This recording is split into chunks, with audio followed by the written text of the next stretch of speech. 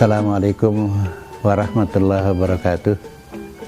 Saya Haji Nuri Tahir bersyukur kepada Allah Subhanahu wa Ta'ala bahwa sudah ada 8 ikon budaya Betawi yang kita sama-sama akan melestarikan budaya tersebut yang tidak lepas dari adat istiadat orang Betawi yang religius dan egaliter.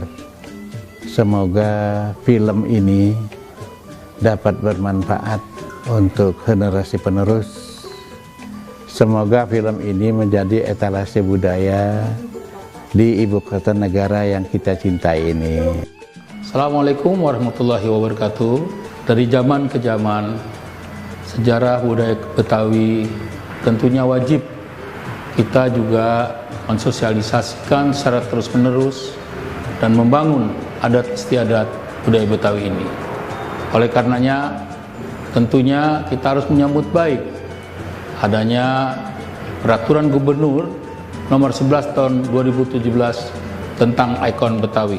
Dan saya Haji Lulung Abraham Lunggana, Ketua Umum BAMUS Betawi, mari kita saksikan film dokumenter 8 ikon budaya Betawi. Terima kasih. Assalamualaikum warahmatullahi wabarakatuh. Perjalanan sejarah Jakarta tidak bisa dilepaskan dari budaya masyarakat Betawi sebagai suku asli ibu kota. Di era milenial, masyarakat Betawi berperan penting dalam melestarikan dan mengembangkan identitas kebudayaan Jakarta.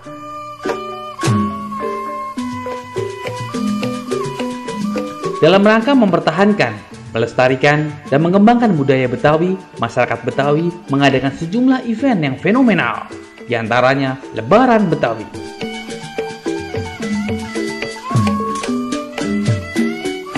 Teknologi terus berkembang. Namun, kebudayaan Betawi tidak boleh punah. Ada 8 ikon budaya Betawi yang patut kita jaga. 8 ikon budaya Betawi, di antaranya ondel-ondel kembang kelapa, gigi balang, batik Betawi, baju sadaria, kebaya kerancang, bir pultok, dan kerak telur. Nah, sekarang Bang Davi mau jelasin nih yang namanya ondel-ondel. Berbicara ondel-ondel, dulunya tuh disebutnya barongan. Waktu kita kecil dulu itu yang namanya barongan itu mukanya serem, giginya becaling, mukanya merah, dan memang menyeramkan gitu. Boneka raksasa yang diarak keliling wilayah, masuk kampung, keluar lagi kampung, itu yang berfungsi sebagai penolak bala pada waktu itu gitu loh. Tapi kan kita nggak ngalamin yang kayak gitu, itu cuman berdasarkan apa yang pernah kita baca, kita pernah telusurin gitu loh. Apalagi sekarang udah menjadi salah satu dari 8 ikon Betawi, kan kita demen banget tuh kayak gitu, berarti udah diperhatikan, naik derajat deh gitu loh. Berbeda sama yang dulu, yang kalau dulu sebagai mengusir roh halus, penolak bala, sekarang udah lain. Dan juga sekarang mukanya udah cakep, mukanya dibikin soft, udah nggak kayak dulu serem gitu, dibikin yang keren, dibikin yang enak dilihat. Nah, jadi anak-anak sekarang juga nggak takut buat deket, ada ondel-ondel di selfie langsung gitu loh. Ondel-ondel kenapa sepasang ya? Ya kalau berbicara sepasang ya memang ada langit, ada bumi kan, ada air, ada api. Begitu juga yang namanya ondel-ondel, biar enak dilihatnya, ya kudu sepasang gitu loh. Nah, yang laki mukanya merah melambangkan dia memang diberani, harus berani gitu loh, merah. Nah, kalau perempuan di mukanya putih ya melambangkan kesucian. Cuman ada juga yang bilang itu melambangkan negara kita, benderanya merah putih gitu ya. Laki ya merah, perempuan putih. Soal kembang kelapa, Kok Feni Muntako mau kasih tahu nih. Supaya nggak hilang ya kebudayaan Betawi, jadi kita pertahankan ada 8. Di antaranya manggar ini. Jarang sih yang ngomong manggar ya, tapi bilangnya kembang kelapa. Kembang kelapa atau manggar ini dibuat dari lidi yang dibungkus dengan plastik atau kertas warna-warni, atau juga bisa dengan kertas krep, tapi sekarang banyak pakai yang kertas ini supaya awet buat di luar ruangan. Di dalam juga bisa, kalau di luar ruangan pakai kertas krep kan luntur. Terus biasanya untuk di gedung-gedung atau pesta itu satu bonggol gini, satu batang gini ada 60 atau 75 batang. Maknanya kembang kelapa itu sebagai pelambang kemakmuran, sebagai simbol dari kehidupan yang bermanfaat, sebagaimana pohon kelapa banyak manfaatnya. Sebagai simbol sifat yaitu sebagai keterbukaan masyarakat dalam pergaulan sehari-hari. Sebagai simbol tata warna atau multikultural yaitu kebudayaan dan hidup kita yang berkembang di kota Jakarta dari berbagai suku dan agama. Sebagai fungsi penggunaan dan penempatan biasanya adanya di pinggir-pinggir ya, di pojok atau di depan gedung sebagai pengganti janur gitu bisa juga. Sebagai dekorasi juga bisa yang memberikan nuansa supaya kelihatan lebih mewah dan megah.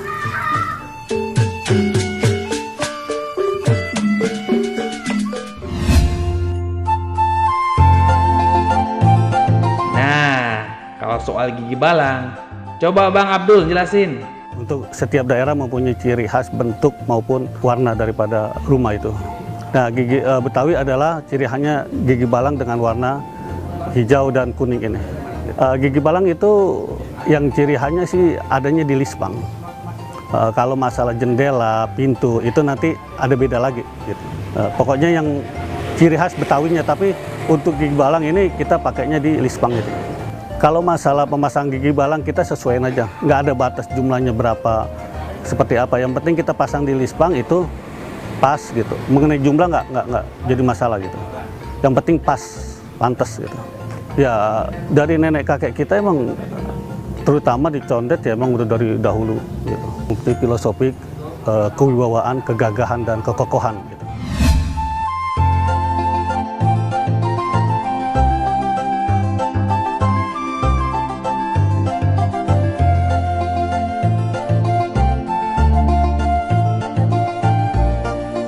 Kalau batik Betawi, gimana Bang Iskandar? Bisa kasih tahu kan? Ya, motif-motif batik Jakarta atau motif Betawi itu diambil dari ciri-ciri khas yang ada di daerah Betawi. Identik Betawi itu ada Monas, ada ciri-ciri, ada gambar Monasnya. Ya.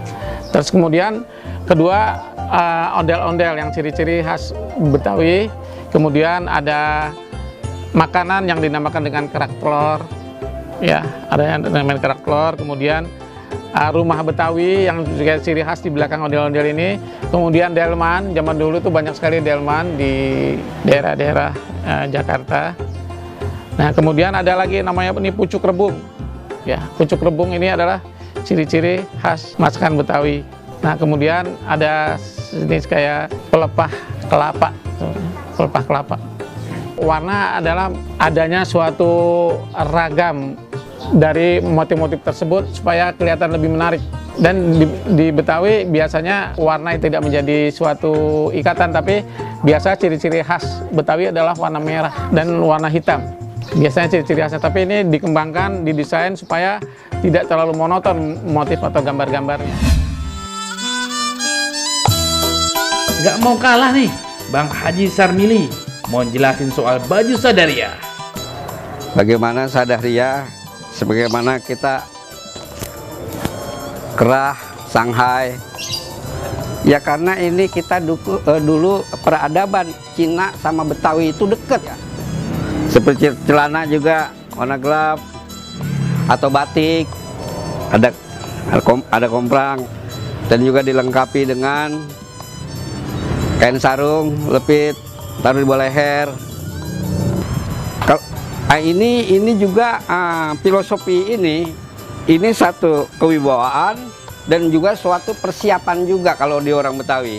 Para orang Betawi dulu untuk menghadapi kayak pertemuan-pertemuan tertentu seperti zaman company Belanda, apabila terjadi sesuatu, kalau orang Betawi udah ada persiapan.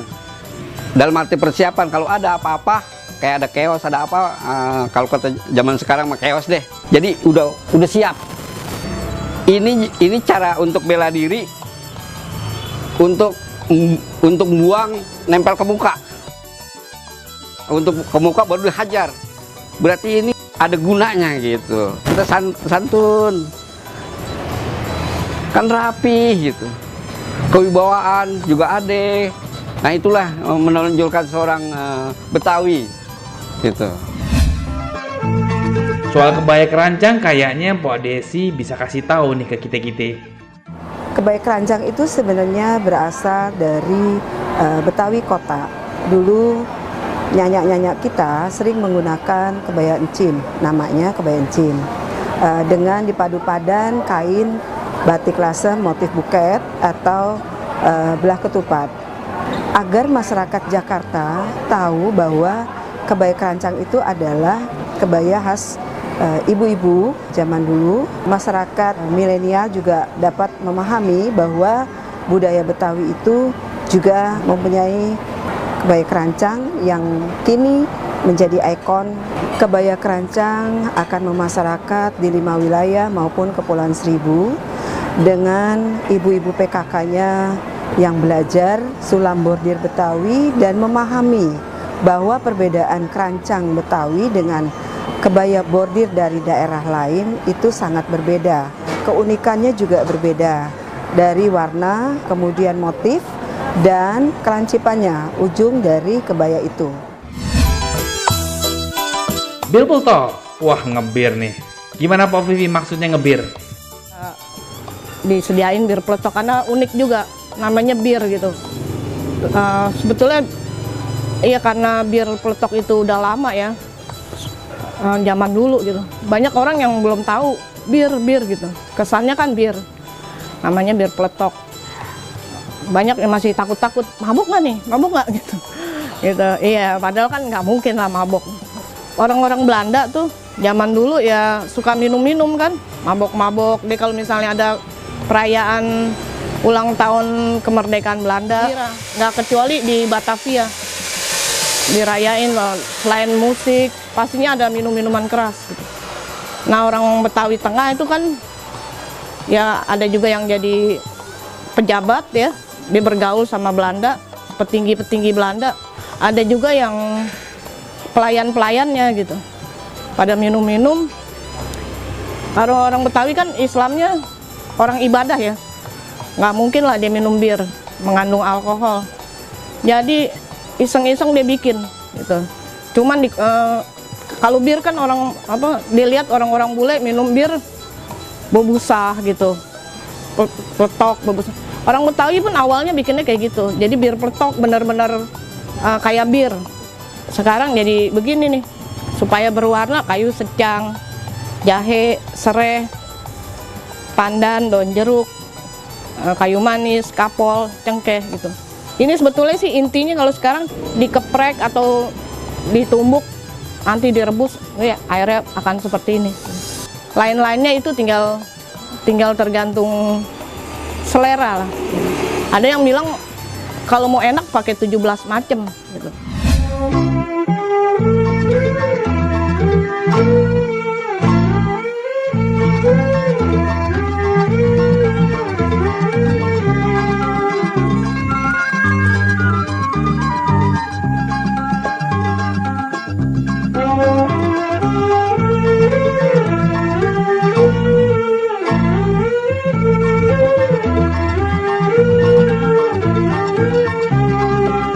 Kalau makanan kerak telur, Bang Dul jagonya. Silakan Bang. Ini kerak telur ini dari zaman tahun 1947 ini acara makanan budaya Betawi. Jadi ikon rakyat budaya Betawi. Umur saya kan akhir saya 5863, saya masih kecil udah makan kerak telur. Itu kerak telur isinya seperti ketan, ebi, sangrai kelapa, bawang goreng, ada campuran seperti campuran macam-macam, ada cabai, Itu macam-macam campurannya. Kalau lebih enak ya mau pakai kacang mede, paling gurih, ebi asli, ebi kulit ya, ebi daging. Itu harus dibakar, harus dibalik itu. Kenapa? Itu memang udah ciri budayanya. Kalau nggak dibalik nggak bisa matang itu. Itu berasal dari Indonesia, budaya Betawi, kota Batavia, makan ikon karakter. Itu yang disukai orang seperti Cina, Bandung, Surabaya, itu ikon dia, budaya Betawi itu yang orang senengin makan kerak telur itu.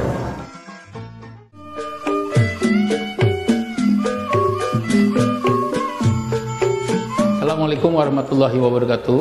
Abang, empok, encing, nyak babi sekalian yang saya hormati.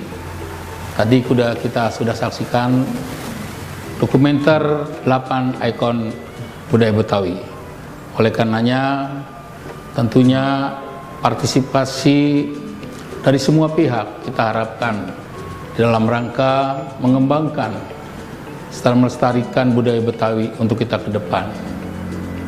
Yuk kita budayakan semua, karena ini harapan kita semua untuk meneruskan cita-cita Babe Encang Encing dulu ya yang membuat ini. Dengan adanya Jakarta wajah baru, maju kotanya, sejahtera rakyatnya. Terima kasih. Assalamualaikum warahmatullahi wabarakatuh.